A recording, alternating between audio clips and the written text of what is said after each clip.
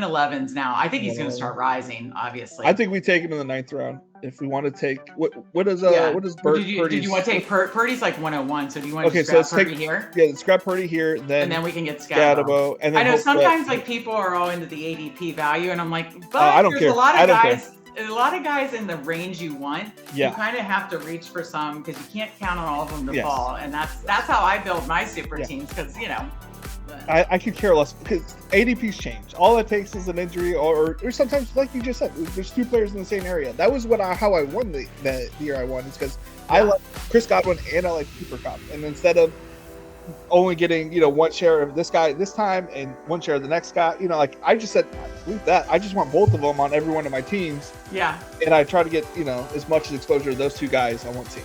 That's another thing I love about you, Felix, is you aren't afraid to make just ginormous stands. And if they don't go well, or if the guys get hurt, it's going to be tougher, But if it goes well, like it did the year you won the Millymaker, that's how you have all different combos with those guys. So yeah, and I especially think the guys that go like rounds like this, like round 8 later. Like I don't think it's 2 years ago I was like 50% Sam Laporta. Now he was started rounds 18, 17, and worked up to like 12 or 13.